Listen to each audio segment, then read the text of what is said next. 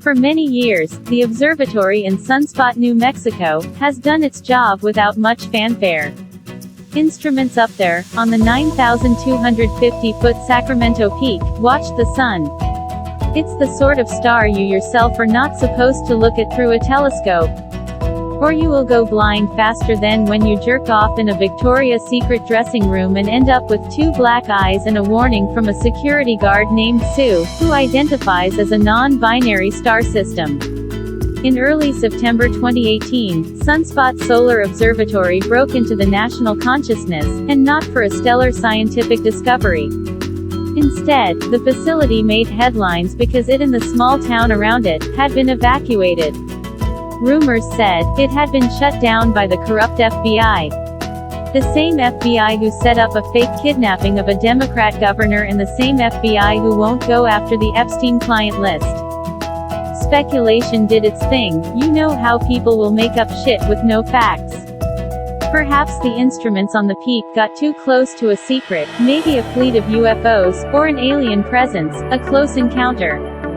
The mountain high time kind. Or activity on or near the nearby military installations like Holloman Air Force Base, the White Sands Missile Range, the high-speed test track at White Sands, or any of the various top-secret programs going on in the Tularosa Basin, like the laser sight, drone program, particle weapons and more.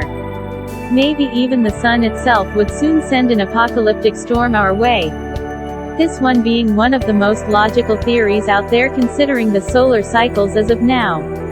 The observatory remained closed for 11 days, with the organization that oversees the facility, the Association of Universities for Research in Astronomy, AURA, a consortium of educational institutions that operates telescopes for NASA and the National Science Foundation.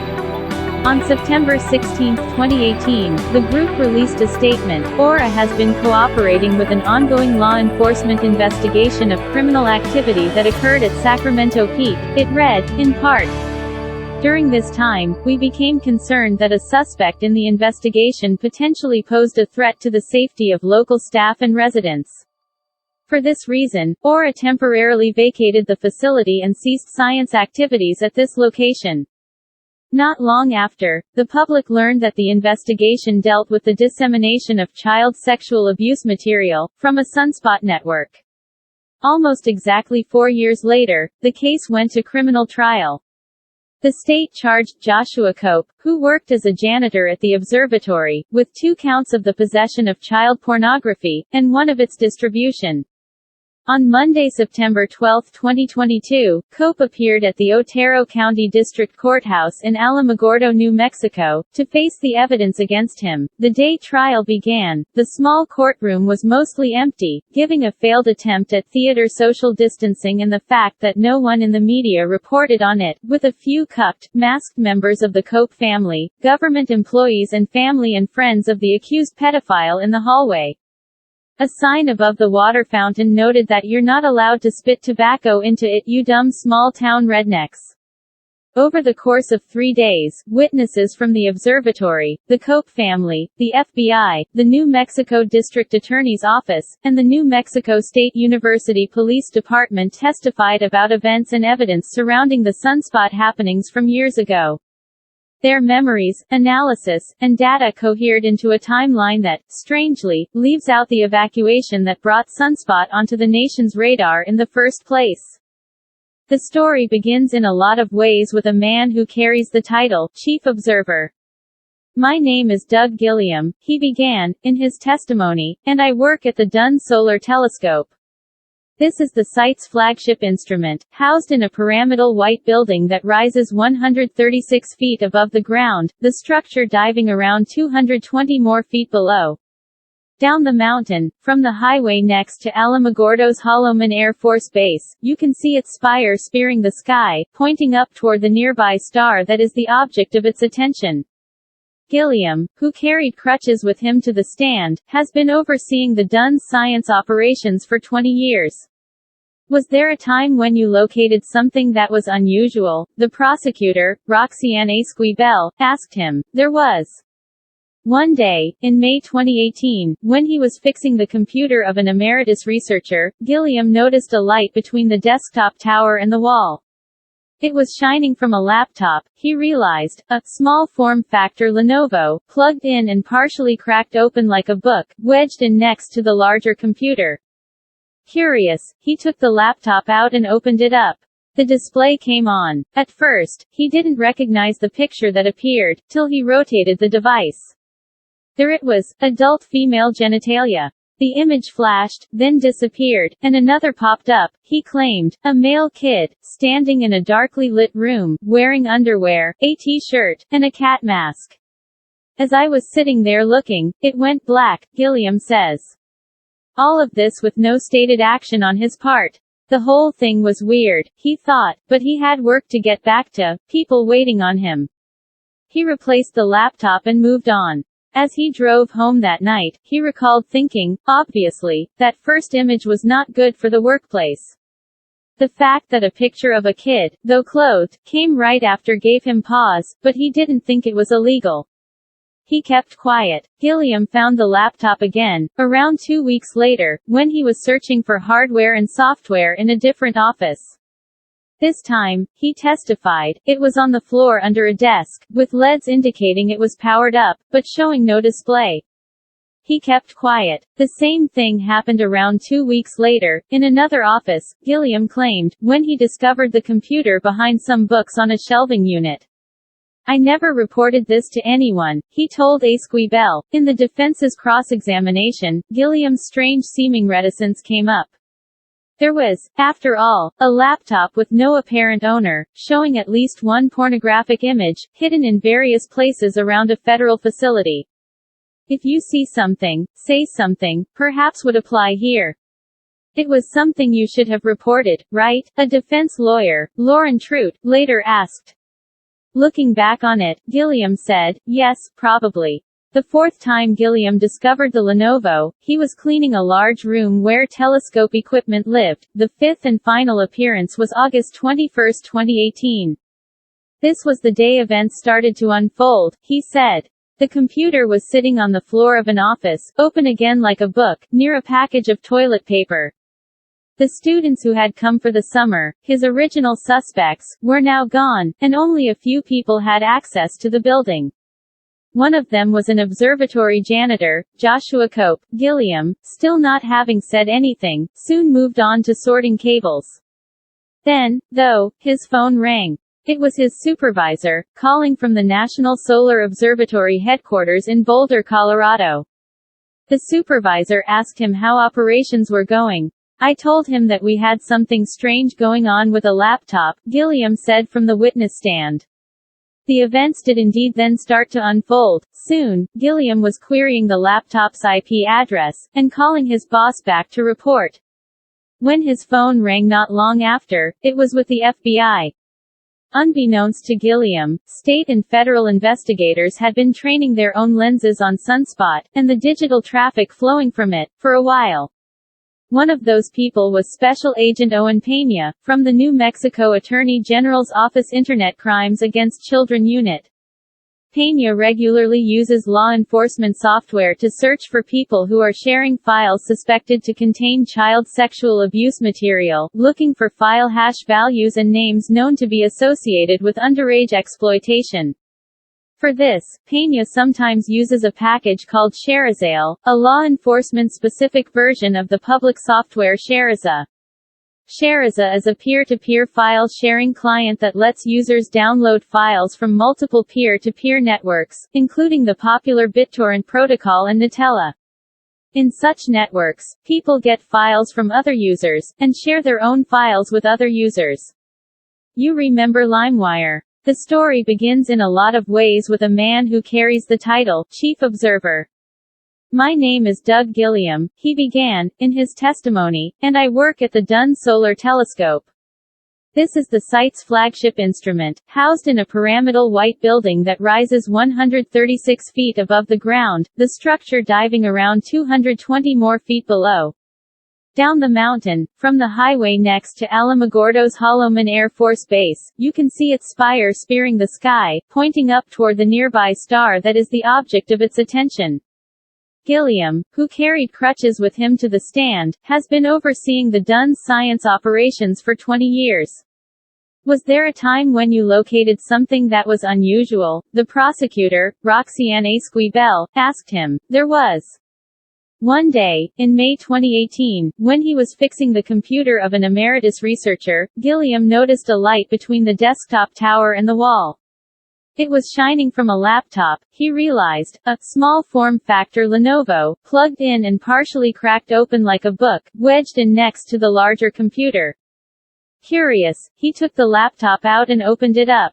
The display came on. At first, he didn't recognize the picture that appeared, till he rotated the device.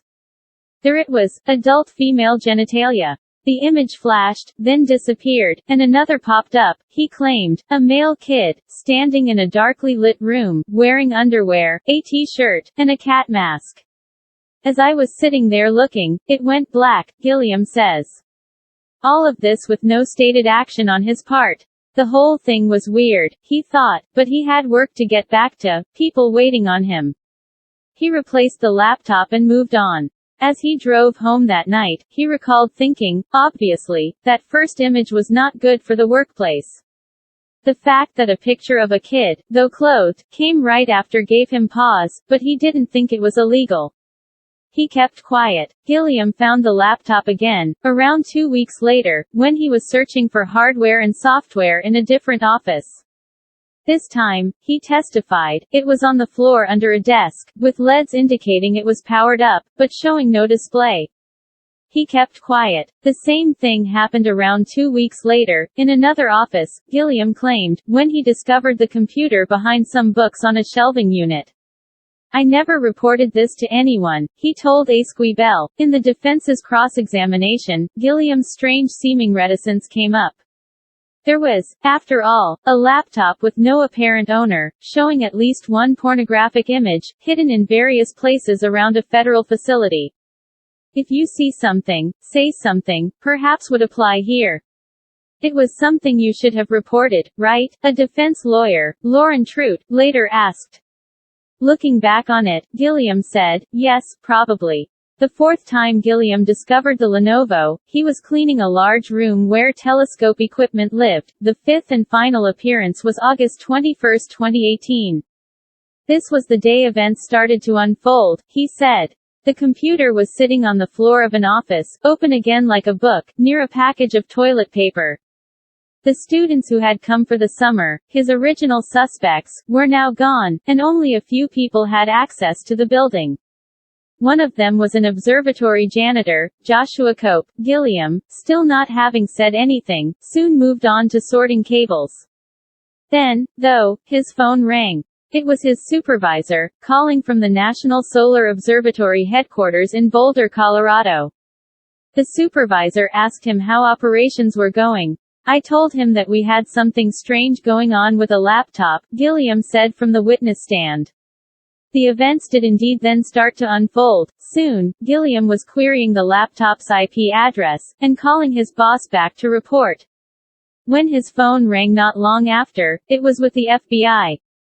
Unbeknownst to Gilliam, state and federal investigators had been training their own lenses on Sunspot, and the digital traffic flowing from it, for a while. One of those people was Special Agent Owen Peña, from the New Mexico Attorney General's Office Internet Crimes Against Children Unit. Peña regularly uses law enforcement software to search for people who are sharing files suspected to contain child sexual abuse material, looking for file hash values and names known to be associated with underage exploitation. For this, Peña sometimes uses a package called Shareazale, a law enforcement-specific version of the public software Shareaza. Shareaza is a peer-to-peer file sharing client that lets users download files from multiple peer-to-peer networks, including the popular BitTorrent protocol and Gnutella. In such networks, people get files from other users, and share their own files with other users. You remember LimeWire. One of Durham's logs shows that Shareaza was accessed, as were other files, after the laptop was in custody, but before it went to the RCFL. That could mean it was updating itself in the background, since the computer was running. 2 hours after Hill took possession of the Lenovo, Durham found, it also connected to 2 other Wi-Fi networks. The computer did not remain in its original state while in custody, in other words. In his investigation, though, Durham also checked out evidence seized from another location, Cope's residence, where he lived in a B-porch trailer on the family's property. On September 14, 2018, agents showed up at the Cope residence. And there, they found the kinds of things they'd come for, 20 to 30 thumb drives and media cards, along with other computers, in Cope's trailer and a car he drove. 5 of the flash drives, the RCFL's analysis later revealed, had been plugged into the roving laptop in 2018. Of those, 3 housed suspected child sexual abuse material, deleted files in a world where little is ever really deleted. And 2 of the drives pointed toward Cope as their owner. One was named JC_01, and another had a file named Lab Assignment English Joshua Cope. Given this evidence, Trout posited an alternate scenario. What if someone had taken someone else's thumb drive, stuck it in a laptop, put files on it, deleted them, and put the drive back with that person's belongings? Is that technically possible, and would you draw the same conclusions as you have here? She asked. Yes, Durham said. As the search of Cope's home was going on, he was somewhere else. Agent Hill and a colleague had gotten to the scene before the warrant was served, and asked to interview Cope a few blocks away. It was hot, as it tends to be in the Tularosa Basin that time of year. They parked in the shade and kept the car, and its AC, running. Hill and her partner interviewed Cope for 2 recorded hours, during which Hill says he denied the allegations, sometimes changing his statements, but admitted to once moving the laptop from a chair, to stop it from overheating. When she confronted him about suspected child sexual abuse material, an on-site investigation was then revealing on his thumb drive, he asked which one. JC_01, she told him. He said, "Yeah, that's mine," Hill testified. After 2 hours, Hill told Cope they were going to end the interview but couldn't return to the house till the search was over. So they stood outside the car, in the shade, making small talk. The recorder remained in the car. There is thus no record, beyond memory and testimony, of what went on over the next hour. Hill claimed that Cope brought up addiction in his family, and said child porn is an addiction like other kinds. He began to talk, she said, about rehabilitation programs, and how he'd done all the research on them. Conclusion: they don't work. He didn't want to be on a sex offender registry. He didn't want to hurt a child. People like him would, she says he said, be better off dead. With that statement of potential self-harm, Hill said she had to take him to the hospital. He, in turn, expressed concern that his mother wouldn't love him. It didn't matter what he did, Hill recalled telling him, his mother, in court that day, would love him. Then Hill asked if Cope would make a recorded statement. In an excerpt of that recording played for the court, Cope admitted the thumb drives belonged to him. "I can't trust the fact that I don't remember any of this going on," he said. The laptop, Hill testified, was never fingerprinted. "I did not think it was necessary after we talked to Mr. Cope," she said. Cope did not testify. The jury shuffled to their seats Wednesday afternoon for their instructions, including one about the state's errors in handling evidence, and the attorney's closing statements. Some things, Esquivel noted in hers, hide in plain sight. In this case, that would include both a person, Joshua Cope, and an object, a laptop. When the defense took over, Trout hit back. "You know what?" Trout said. "She's right. The real perpetrator was hiding in plain sight," Trout continued. "That person," she alleged, was the chief observer, Doug Gilliam. "He didn't report what he claimed to have seen. That doesn't make sense, folks," Trout proclaimed. "Something was going down," she said, and Mr. Gilliam knew that. Agent Hill, she continued, failed to investigate the most obvious suspect in this case. The argument didn't fly with the prosecution. "That's what you call desperation," Esquivel said in a rebuttal. The argument didn't fly with the jury, either.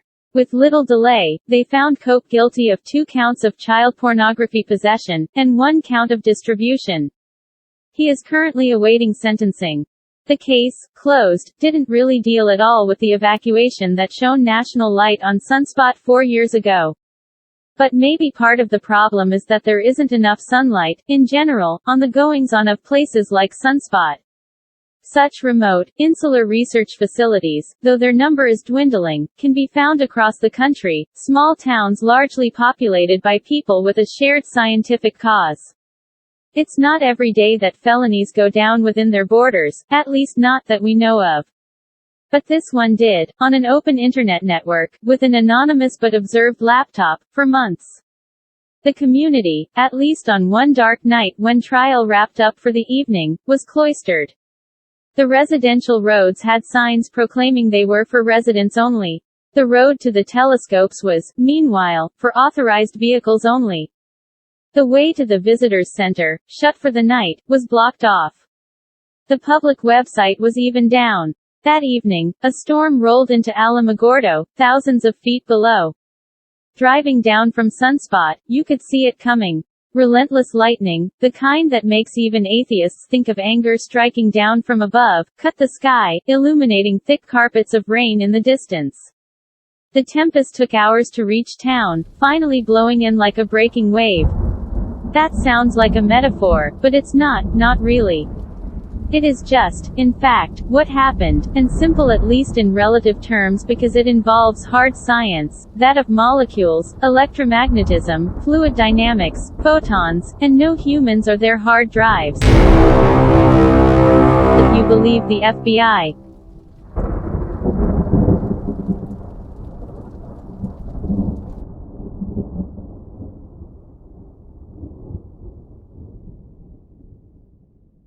Sunspot Solar Observatory, and the road that goes into the whole thing is blocked off. There's police tape. A sheriff guy just left, and there's an abandoned car here at the front. So I don't know what that's about, but here, check this out. Oh, you can't. Okay, so I'm at the Sunspot Solar Observatory area where people live inside there too, and it's blocked off. As you can see right there, they got police tape. There was a sheriff behind this abandoned car here, so I don't know what's up with that. And there's literally like a ghost town up here. There's no one to talk to.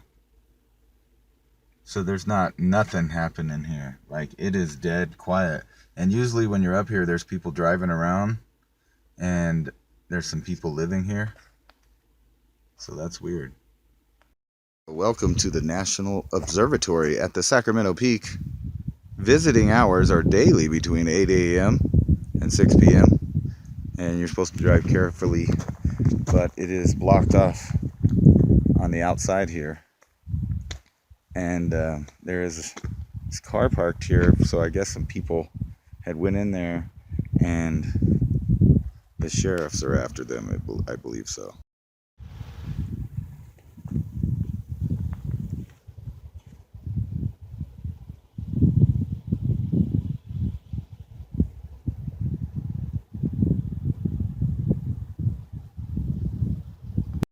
Go up and walk up in here past the line and see what's up, because some other people did. So go see what they say. To some people, and they said that they already had been in some buildings up here, and it's just abandoned, like everybody left in a hurry. There's computers there, a bunch of vehicles, and all of the houses.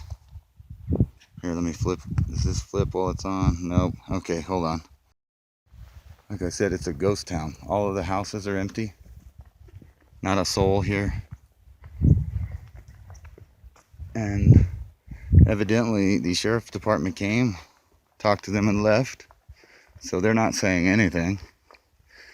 And in fact, let's go look. See what this note says on this door over here.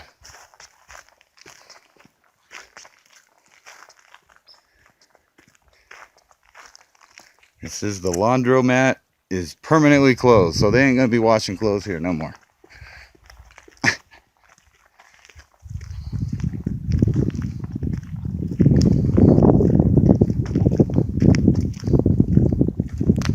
Yeah, totally empty. It says do not enter U.S. property of the government.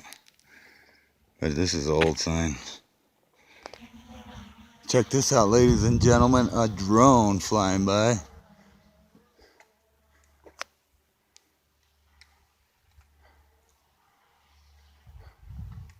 Film it, Austin.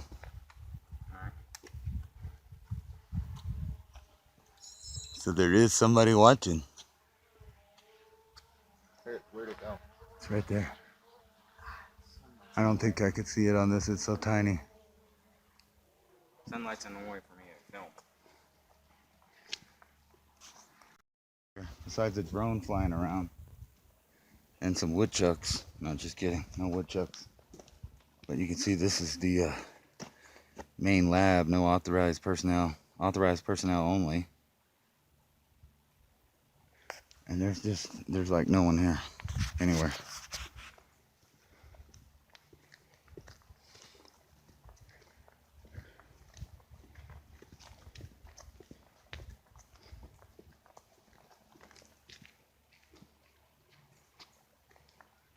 So these labs are empty. Whatever this was, it looks like they just stopped work over there and they left.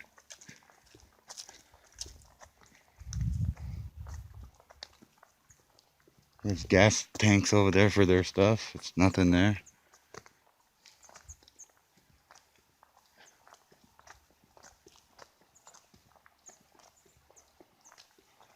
And somewhere around here is the post office.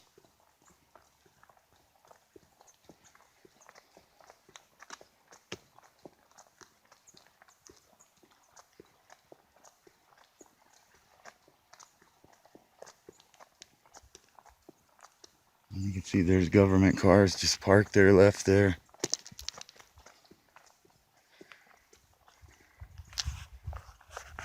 Crazy shit, huh? So we're gonna walk around and save some battery and go over by the observatory and see what's up over there. To the Sunspot Observatory. As you can see there behind me, the giant obelisk. And let's see here. The door is locked. No one is here. Nothing. Nobody. Nobody's here. You can see I got my son with me there. There is not a soul.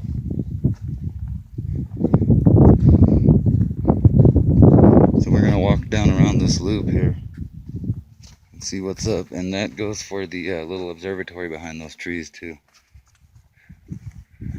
But yeah, look how big that thing is. It's hundreds of feet up. Actually, let's go to that scenic point first. We're gonna go check out the scenic point I remember as a kid over here, and then see what we could film from there. At the scenic point, and you can see behind me hundreds and hundreds of miles across this valley, at least 200 straight in that direction, and that's 270 square miles of white sands. And I live in that little town down there. You can see it. I'm gonna get some 4K footage because I'm here. And then the observatory behind me, where it is a ghost town. Again, nobody.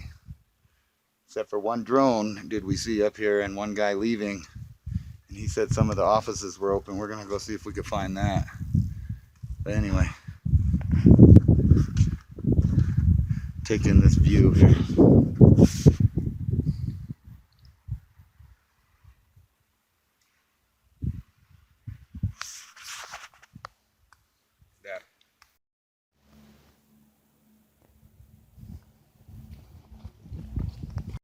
There's, I think it's the Apache one, and actually I'm not sure. It could be a private one, but it doesn't appear to be anybody over there either. I mean, we could see pretty good from over here, even though the camera's a little fuzzy. But yeah, I don't see no one over there either. And we're gonna go down to these other facilities and see what we can see. Seems to be like for no reason, just no one here, and they left everything. So I don't know what the F. Maybe the bad boy son is doing something that they don't want nobody to know about, because I do know that they have a computer here that predicts predicts the sun's actions over a period of time. So they would know here first if there was any problem with the sun in this solar minimum. And yeah, either that or they don't think that they have any reason for this at all.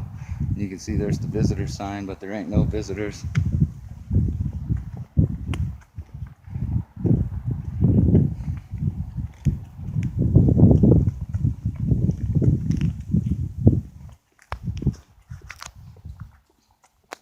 Notice, no one there. Yeah, so it's just empty here. Everything's shut down.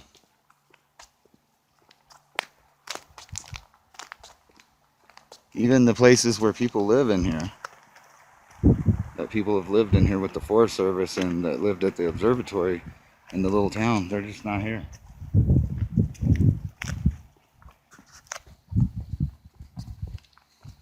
So that's pretty fucking bizarre. And this is the one building I hear something on, and it's like something's running, an air conditioner it seems like.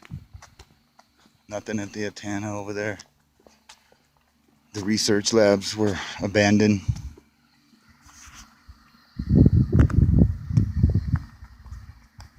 This is some kind of joke, but look what's in the trash bin at the door. The X-Files. Unrestricted access to buildings that look like they were abandoned in a hurry. So talk about some real X-Files going on. Abandoned facilities here. And in the trash can, there's the X-Files. Unrestricted access. At an abandoned government facility that there's not a soul here. There is a weird smell here, and I'm starting to get concerned about that. It's locked. Nobody's home. As you can see there's still shit laying around in there. Maybe you can't see it. Anyway, there's just crap everywhere. Tables, chairs, computers. Whole place completely abandoned.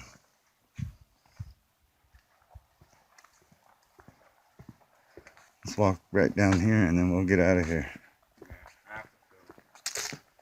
Good. You have to poo. That's great. There's all these government vehicles here. And the solar observatory vehicles. You know, but there's no one here. There's not a soul here. There's no one in the mechanic shop. Over there. Walked by that a minute ago. Nothing. Nobody. We're gonna go check these last couple buildings here. I can't find the post office. I don't know, it's just weird. Weird shit. And I looked and there's just like I don't know, mop shit crammed in there, you know, to clean up stuff. So it's like a building and just nothing else. There's a material safety data sheet right there in that box. So you need a key. But yeah, I don't know what's up with this whole thing here. And then they got their own little private gas station for their stuff. There's not a soul here.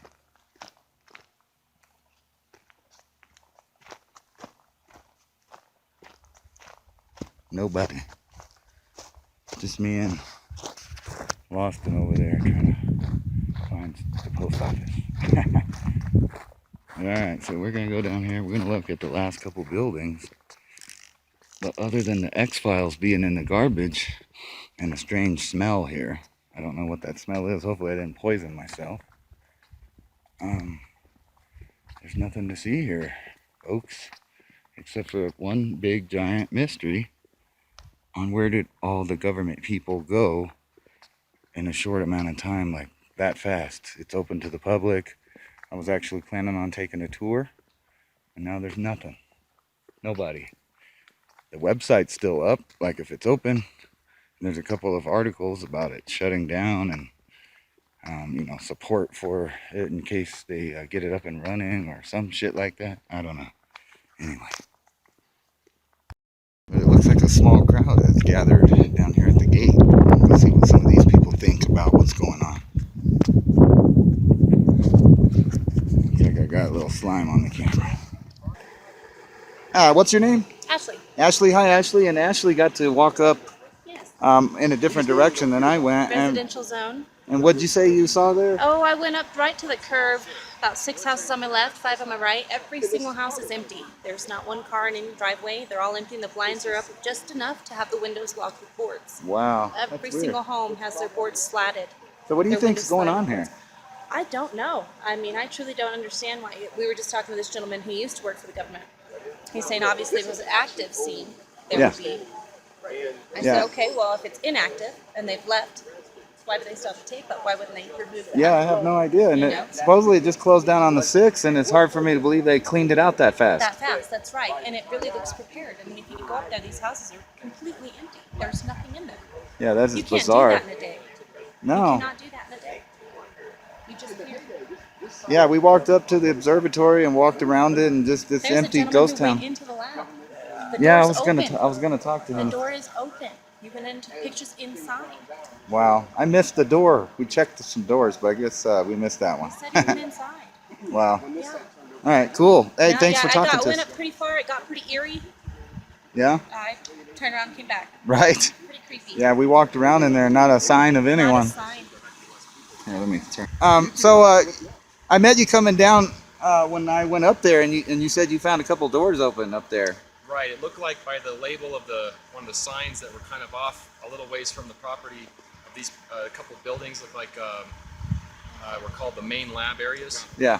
And there were some areas right around the side. As you can see these loud vents, air vents or some kind of AC system or something. Yeah, I went by that building. Yeah, you guys probably, it's hard to miss, pretty loud.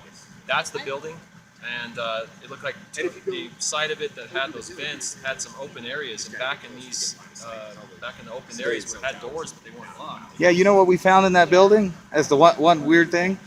We didn't find that locked door. We came up from behind it from the observatory. Yeah. But there's a collector's edition X-Files special or extreme access or something like that DVD thing on top. Yeah, unrestricted access DVD on the top of the trash can on that far wall with the locked door. Yeah, that was weird. I recorded it, and like there's nothing, no sign of no one. I mean, I kind of peeked in. Oh shit! I'll cut that out. It was creepy. It felt like an X-Files as I was walking. Yeah, there's like no sign of anyone in there, and I was looking down the hallways, and you can see the footprints in through the somebody recently mopped and walked through there. Yeah. And you can see their footprints down the hallway in the light.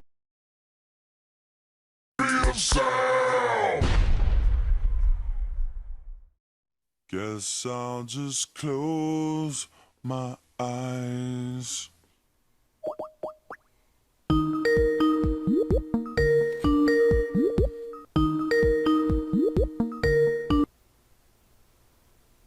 Okay, you there? Yeah, how's it going? It's going good, Ransom. Thank you for everything, my friend. All right, so I got here on the Skype Jimmy Church, which is known to a lot of my new subscribers due to the Sunspot things, because I pulled in probably a lot of subscribers due to you. And I thought I would talk to you about some of the coolest and far out there things that you've come across on the radio and television, because I've seen that you have a big list of great guests, from David Icke and Stanford Friedman, Nick Pope, even Freeman, which is a pretty cool guy to talk to there. Yeah, he's pretty cool. So I thought I would talk about this whole thing, pretty much coast to coast on, not to throw a pun on there, but of all of the UFO related things and the way that the Pentagon now is kind of, given, I don't know if you'd say they're Easter eggs or whatever, but they're kind of signaling towards a more disclosure type attitude. Well, my fingers are crossed on that. I have a very broad general, and thank you, Ransom, first before we get started here for having the courage to go up to the observatory and shoot that amazing video. I got a lot of responses with that, and of course, I interviewed you with that too as well. So, I want to thank you for that. And you know, this community is so acclimated to being cautious. And when news breaks, like what we went through over the last couple of weeks with the National Solar Observatory, this community is very smart, and they will get on to the story and they will figure things out if they can't get answers directly. We're just used to that. And so, and using something like the National Solar Observatory as an example, if we go back into the past and look at even recently different situations that have surfaced, we can go back to the recent Roswell mummy that those photographs surfaced a couple of years ago, going back 3 years. And there was this big reveal done on pay-per-view out of Mexico City. All of these researchers got together, and in a matter of minutes after the presentation, and it was getting pretty ugly leading up to it, but within minutes, the photographs were debunked, and the situation was taken control of by the community. There's a lot of very, very, very smart people out there.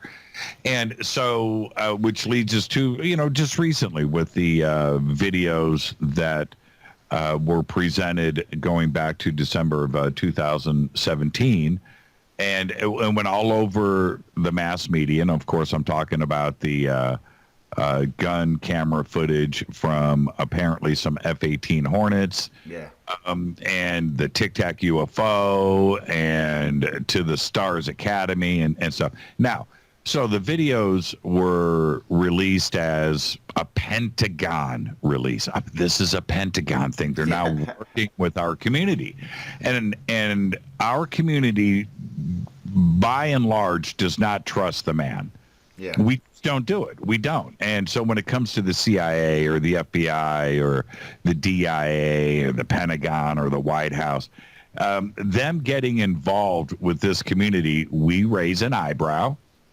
And we will figure things out. There is no immediate, oh, okay, now we're going to trust the CIA. Yeah, now we're going to trust the Pentagon. They're now working for us. It doesn't work that way. That comes over time.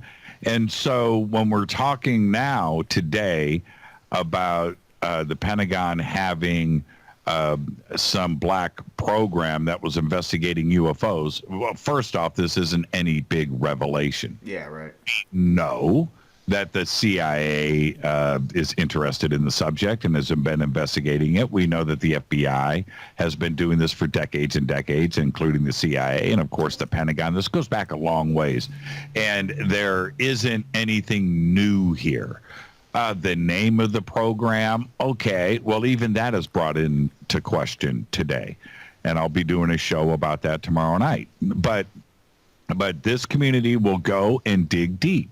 So it turns out that those videos that were allegedly released by the Pentagon out to the public domain through to the Stars Academy had been on the web, had been on YouTube for years. Some going back 10, 11, 12 years. So the community was able to just go, wait a minute here.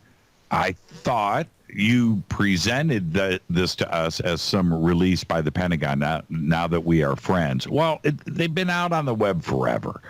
There isn't anything secret about the videos. And there isn't anything groundbreaking about the videos. There's better Air Force and gun camera footage out there on the web. If you want to go and seek it, you can go and find it. There was nothing new here. Yeah, plus all the STS footage and all that stuff that we've seen for about a decade now. Besides that, those, pretty much all they really did is do a up-to-date, no comment with those videos.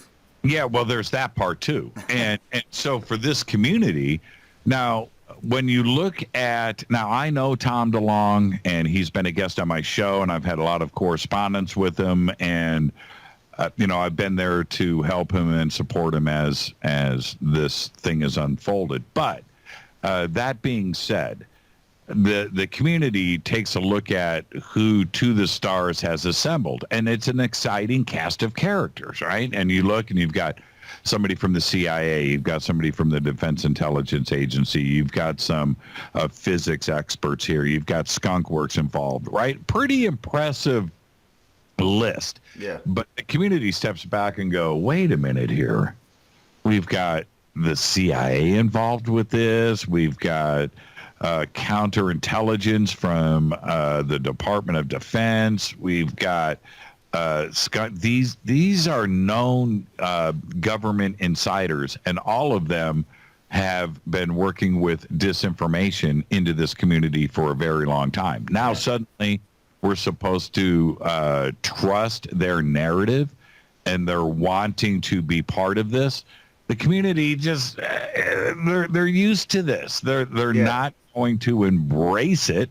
What they will do is they will allow trust to come over time, and if the information is solid and the project is what it's supposed to be, well, that comes over something that is earned.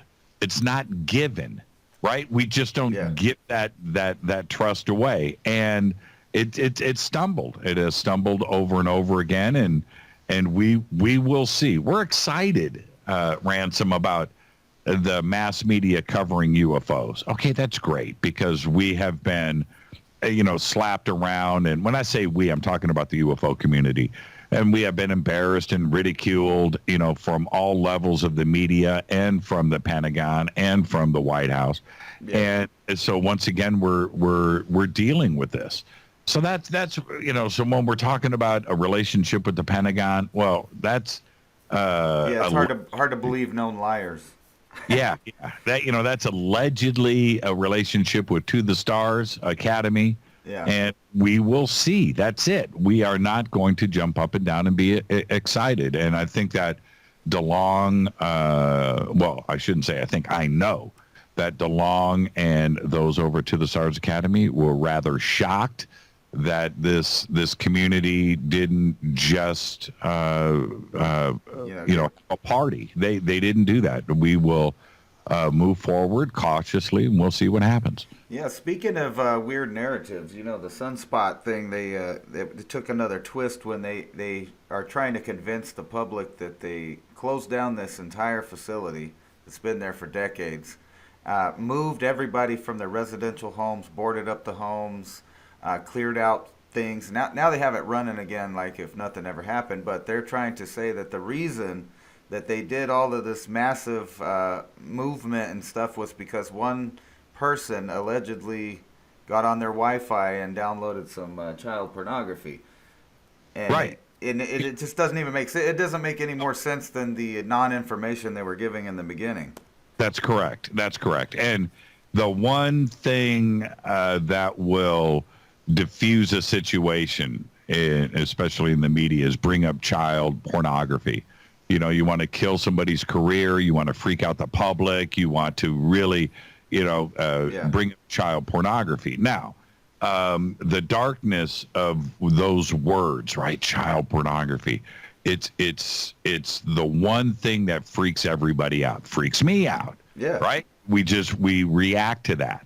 Okay. So, let's, child pornography now is the issue here. Well, nobody's been arrested. That's the first thing. Yeah. And the second thing, if that was indeed the case, you go in, you arrest the person, you grab his computers, you take this person, I just said him, I don't know if it's a him or a her, but this person goes to court and he goes to prison, right, if he's convicted. Right, that would be the normal way they would want to catch somebody is they would want to catch them on the terminal or make sure they know who it is. And between that and clearing out a whole thing doesn't make sense. That's just it's a very simple process. You're looking at IP addresses, you're looking at downloaded files, you're looking at the correspondence between the individual and the dark web or wherever they were accessing this from, and you go after them. What you don't do not only with child pornography, but any multitude of issues that would come into play here. You don't evacuate and uproot families and employees and empty the facility and then leave the facility, apparently, as you know, accessible to anybody that wanted to go up there. Yeah, It that's doesn't right. make any sense at all. Yeah, So, and even trying to blame it on like maybe somebody that lived in one of the homes or that came into the Sunspot. Why would that place have an open Wi-Fi like that they weren't paying attention to? And if it wasn't open, which would mean it would have to be somebody that worked there and knew the passwords. yeah, look, I had said from the beginning, and I didn't play around with my view on this. I said from the beginning, we're going to get some type of story here. Yeah. And when the story comes out, we will know that it is a load of BS. And it'll be left up to us to try to figure out what is really going on. And sure enough, they came out with this story. Well, if you just take that child pornography thing at face value. So what they are saying is, according to Aura, that there was a security issue and they called in the FBI. Well, I'm not even sure. I'm thinking that the FBI would be involved in child pornography at a certain point, but so was Department of Homeland Security. And they would go abroad and they would look at international networks and everything else. That's what comes into play. Yeah. Okay. That's how this would be handled. It would be handled this way. So, and the community, not only the community, the UFO community that has been looking at this, mass media, journalists and stuff that are looking back at this, they know that this is a cover story. Well, yeah, it was really weird because the with that Sunspot thing, CNN called me on my phone, and I didn't give them their number. Now it is if you look about my about page on my YouTube, it's there. So they called me and they wanted to interview me, and then within 30 minutes of them calling me and asking me to interview me the next day, Aura put out their press release, and then CNN called back. Couldn't have been 30 minutes after that and said, we're not even coming because, they killed the story, so it's over. Yeah, and that's how you kill a story, and that's apparently what has gone on here. You don't you don't sanitize the place. You don't board up windows. You don't evacuate. You don't throw up police tape. You don't bring in the FBI and Black Hawk helicopters because of one lone person apparently downloading or distributing child pornography. You just don't do it. There's something else happened. Now, I don't know what it is. Well, yeah, there were so many conspiracy theories. Like they had those newly discovered asteroids, and the three of them that were in a set that was coming by the Earth on the 6th and 7th. So you had that, and then you had some Photoshop looking UFO stuff out there, and then the Chinese theory. But do you think some of these things, moving past the observatory, how they had some web cams shut down at some of the other places that, Right. pique people's interest.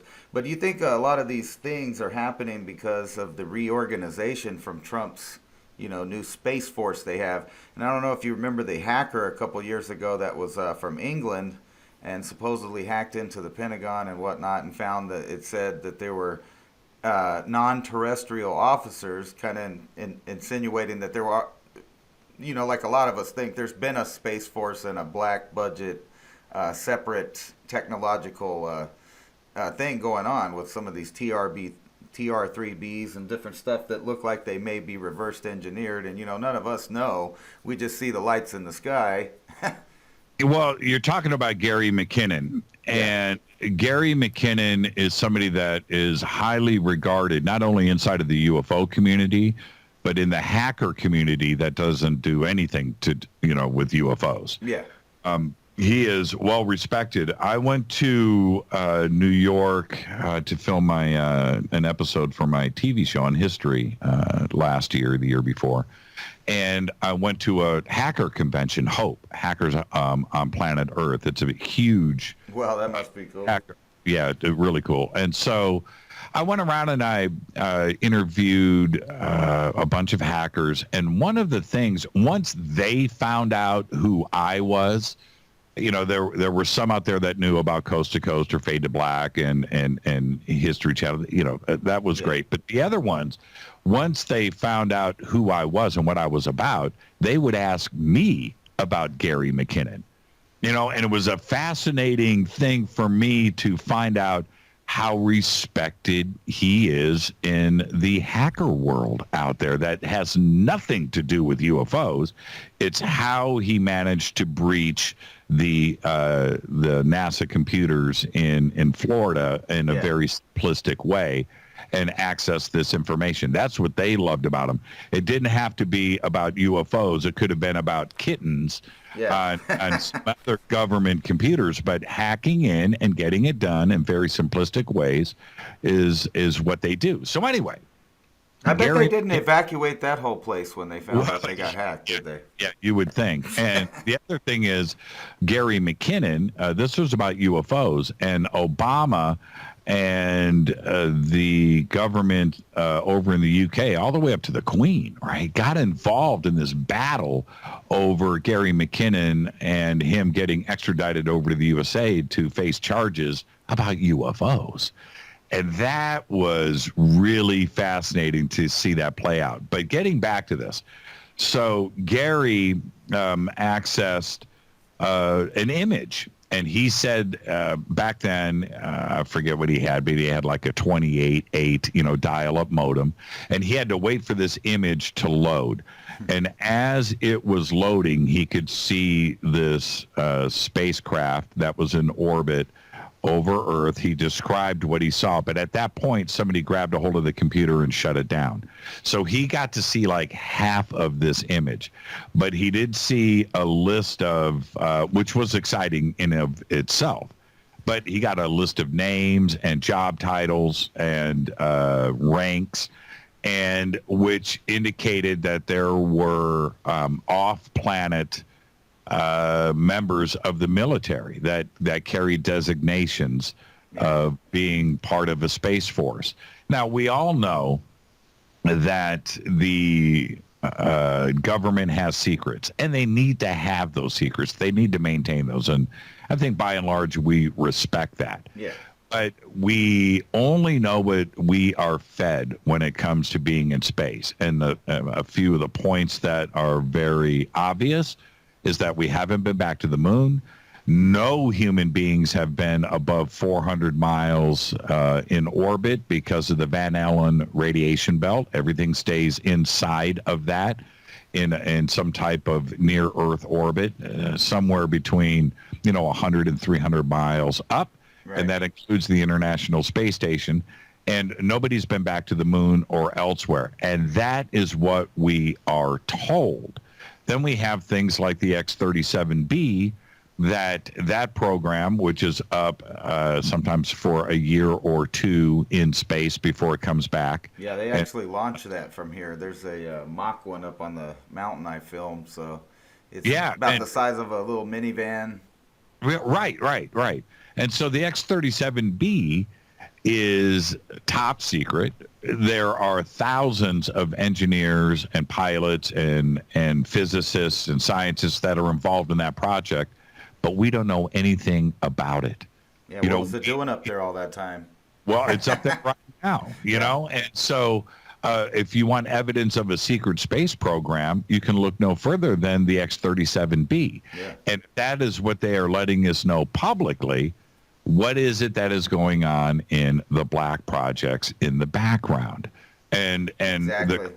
the creation of the Space Force, I think, is a very easy way for, we could say Trump, because Trump is the president right now, but any president that would be in power has a cover story for anything else that gets disclosed in the future with the Space Force. It now can fall underneath this new wing at the Pentagon, and it's a good cover story for them. Yeah, and they could say anything that's seen in the sky now could be attributed to the new Space Force. Kind of like when drones came out The new debunkers started saying everything was a drone.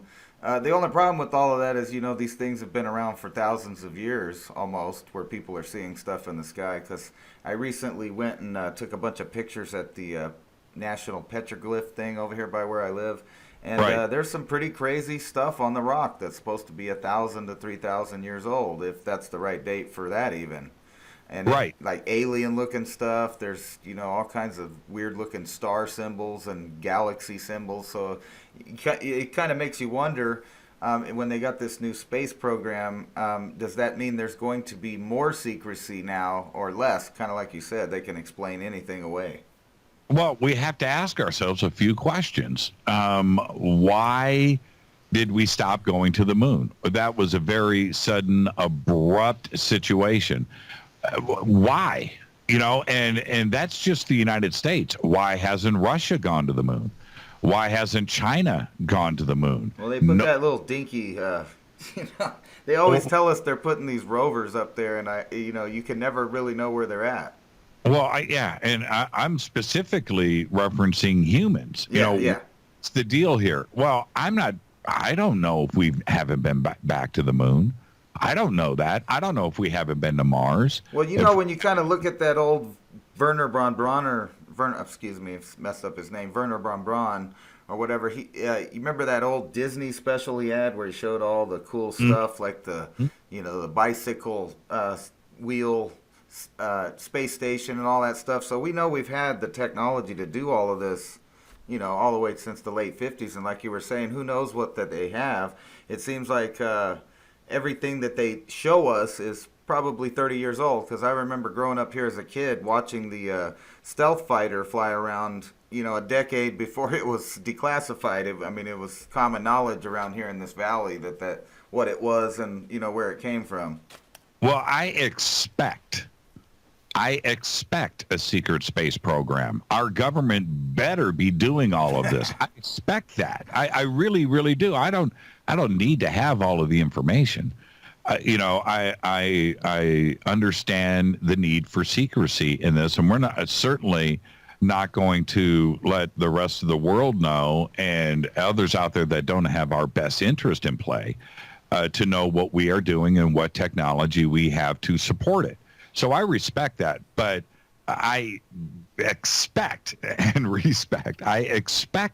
that we have something going on. When we stop sending men to the moon, we didn't send any women to the moon, but when we stop that and then turn around and suddenly scrap the shuttle program, what do we have in place that needs to be operational? Yeah. How are we doing this? Well, I expect that we have ongoing programs, and it's not up to Elon Musk to get men and women into space and to Mars and to the moon. It's not up to him. I'm glad that he's doing it. But what programs do we have in place? And I know that we do, and we have to. I'm not going to be surprised when this is disclosed and we find out. I'm not going to be surprised about that at all. And I don't think our community will. Our community is going to go, well, yeah, we knew that was going on. Well, why do you think NASA and them go out of their way to, poke at us and make mysteries? If you remember the Viking mission, I think it was Viking missions that were out there, and it was a big deal in 77 when they launched them. And then by the time the shuttle program came around, a lot of people don't know that it was just going around Saturn, and they had a mysterious blackout with their software. But here at home in the United States, everybody was watching the Challenger disaster on television. So everybody was paying attention to those missions. And then I think it was Voyager, not Viking. But everybody was paying attention to that and glued to that. And then when they have a massive blackout and mystery, we're distracted here with the shuttle exploding and stuff. Well, that's the method of operation. And that goes with just about anything. If you want something to go away, you have something else that happens that goes into the media so you can bury the other story that you don't want covered. Yeah. And that happens every single day. That's the way the media runs. Look, I don't make any excuses for myself. And in that, I am a member of the media. With Fade to Black and with Coast to Coast each week, I'm literally speaking to millions of people. And I know how the media runs. I have a television series on his channel. Right. I know how this works.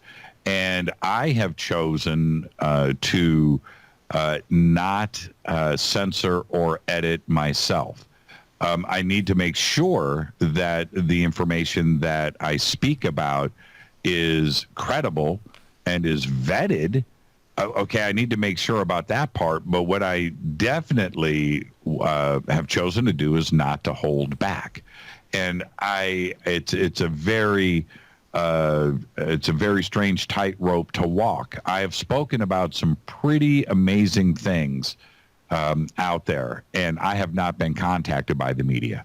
It's been very strange. I have thought over the years a couple of times where I've broken a story, what the media chooses to contact me about and what they choose to not contact me about is very interesting. I don't know where to go with this. And I did this. We did this discovery off of the coast of California, the underwater Malibu base, right? So that story broke, and I was contacted by the media, and it went across the United States and went around the world, and it blew up into this big story. And fine, I'm glad that it did. They ended up making jokes about it, and I expected that. But then a couple of 3 years ago, we had this amazing mass sighting out in Joshua Tree.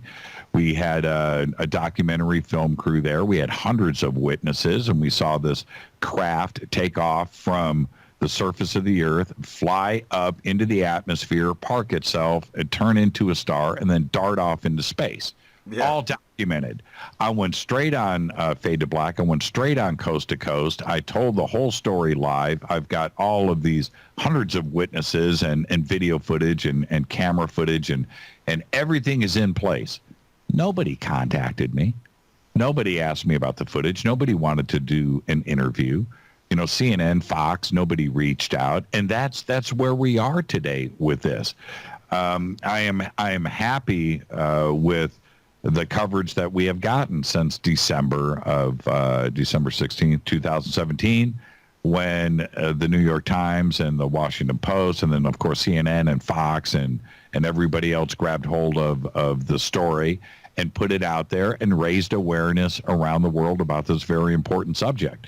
What has happened since then is I'm frustrated with the media taking their foot off the gas somewhat.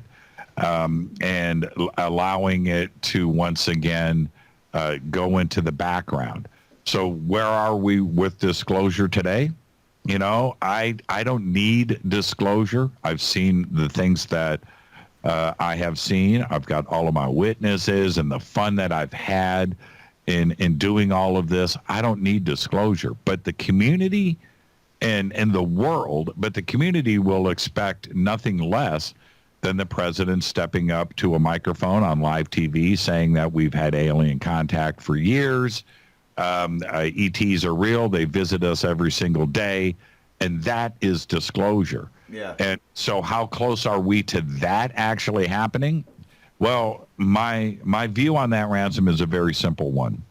They will be forced into making the announcement. They're not going to volunteer the information and having lied to us for 70 years. They're not going to do that. There's too much damage and spin control to do.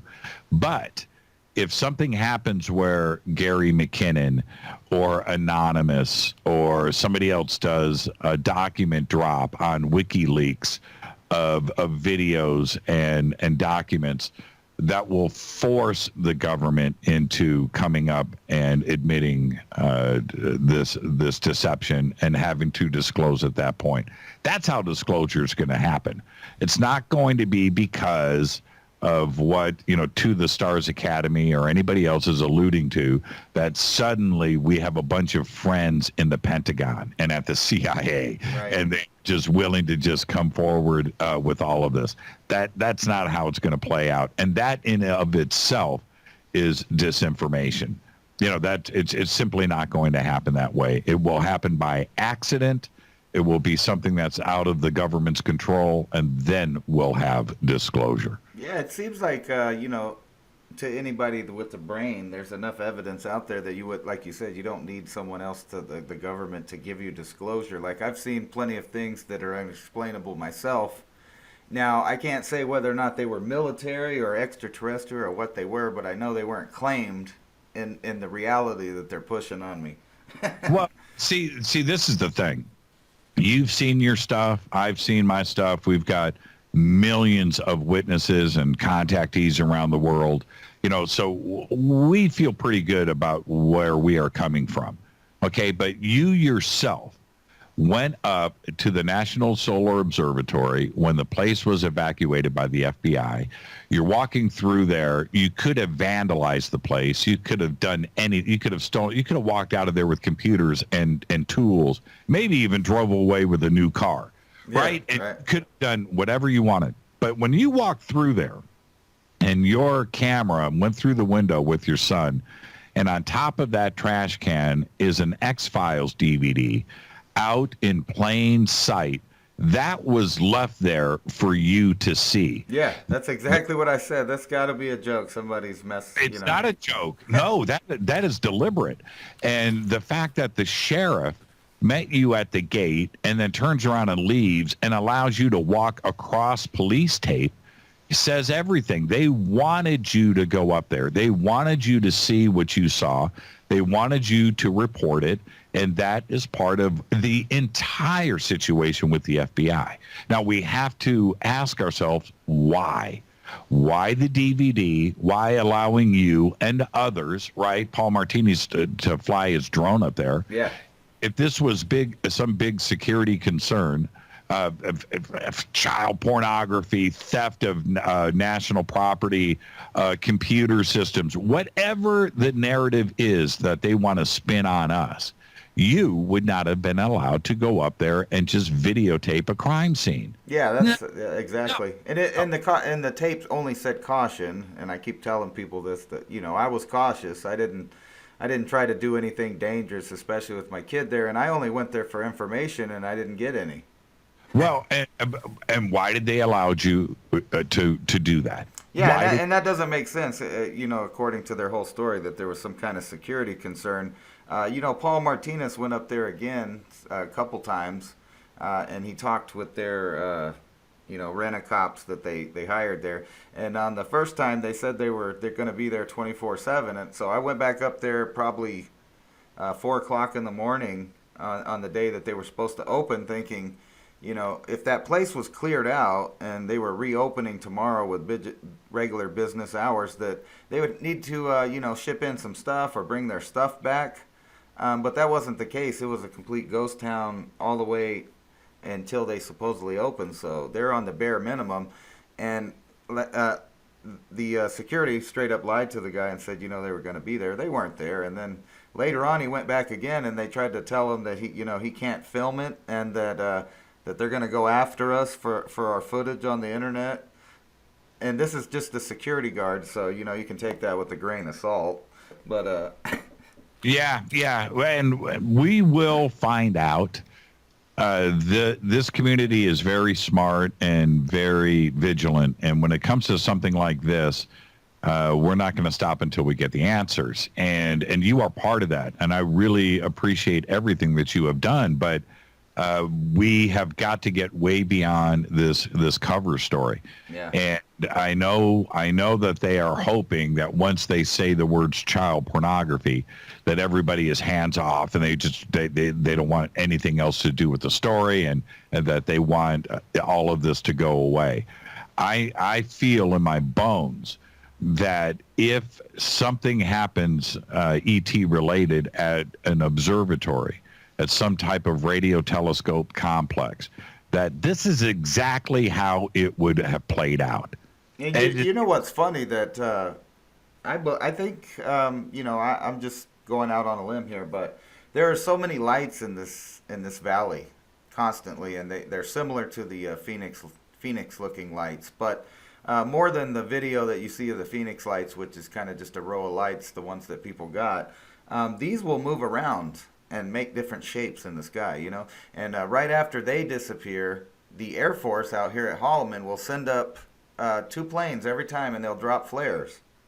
So it's almost like that's a new standard procedure that anytime, you know, there's lights in the sky, there's all kinds of activities to, you know, confuse and misinform everyone of anything that if it did happen. Right, and that's where we are at today. We have, I have a really nice night vision setup and night vision star binoculars, and I have everything that it takes to go out and see stuff in the sky. And the community's got it too. Yeah.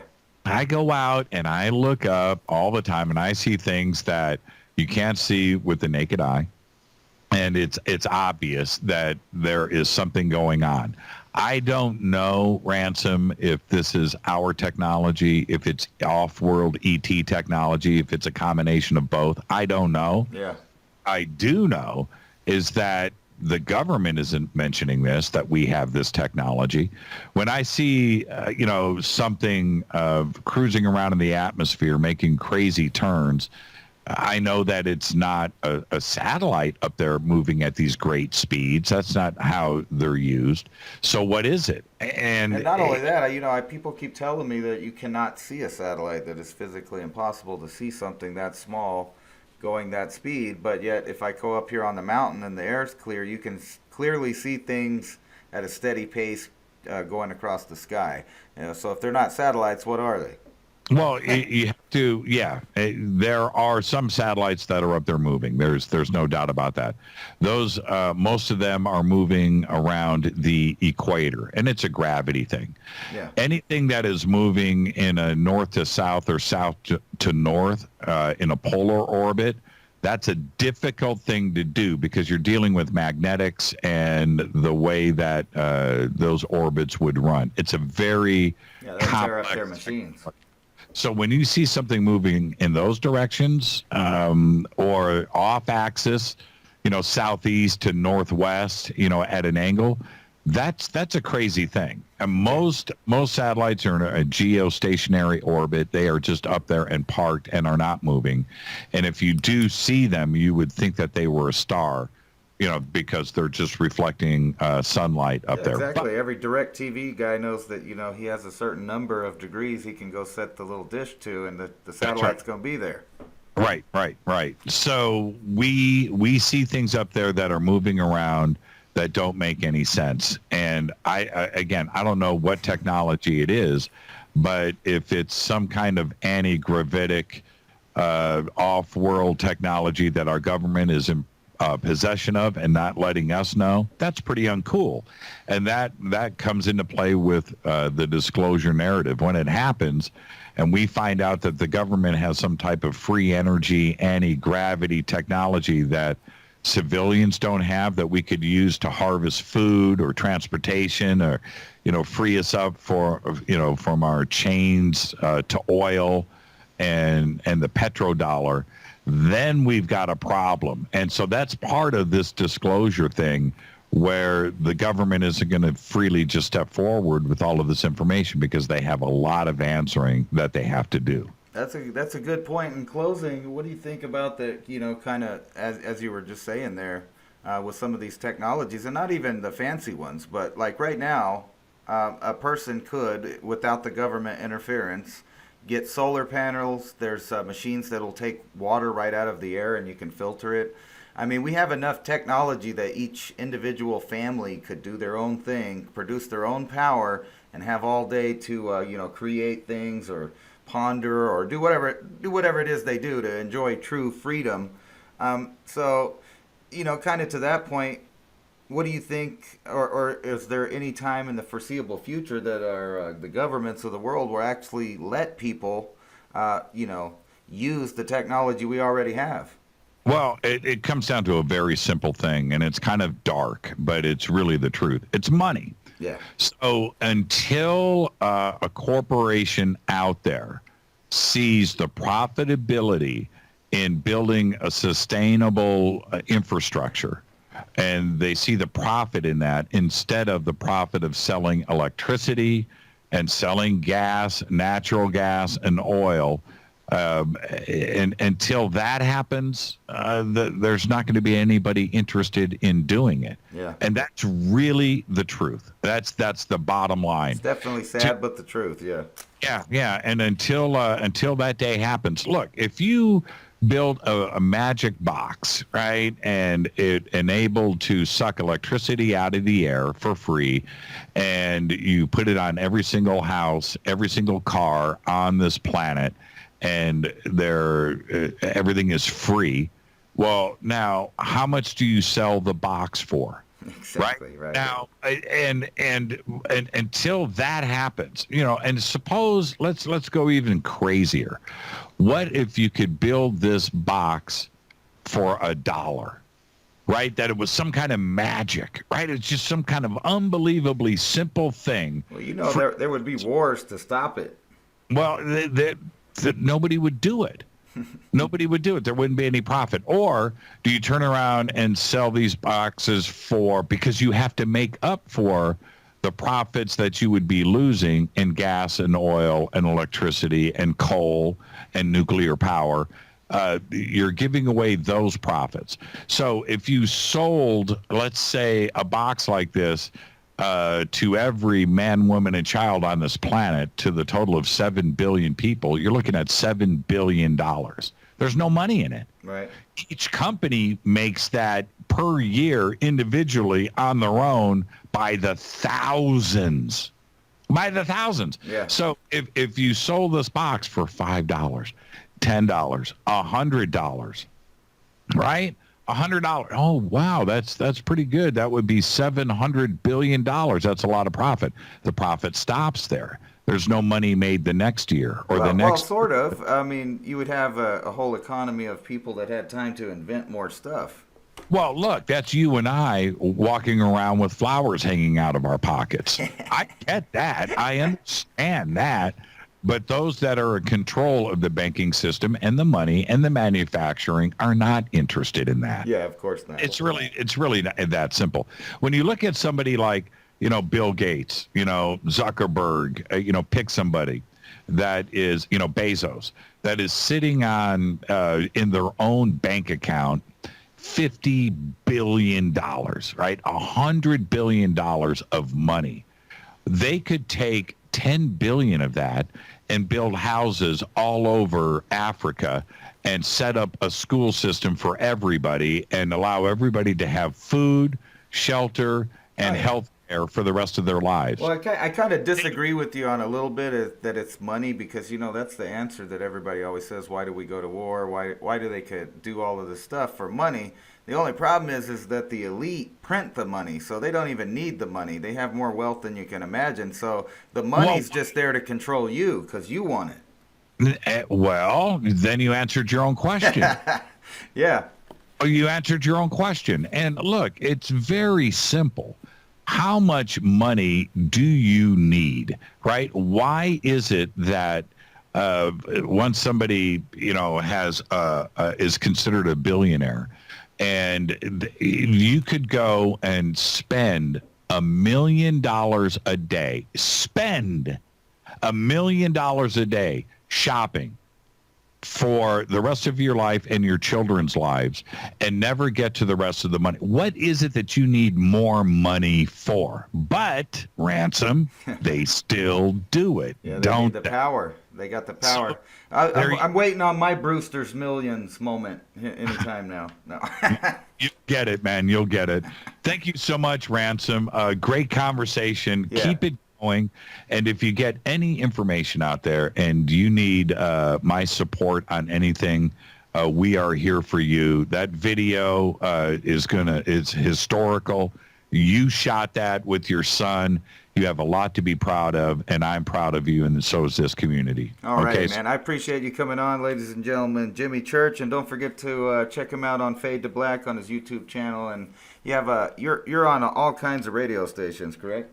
Yeah, I'm all over the place.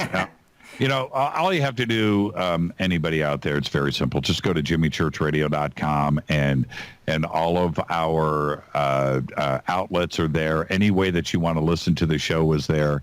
YouTube is a very small part of what we do. It's just another way of getting the message out there. But whatever your flavor is, whether you want apps or podcast, or you want to listen for free, or you want something out, whatever it is, you want to listen live, or you want to listen to it, everything that we do is there. It's all available, and it's all simple. JimmyChurchRadio.com. Thank you so much, Ransom. All right, man. Have a good one. Thanks for coming on. Appreciate it. Thank you so much. 420 TV.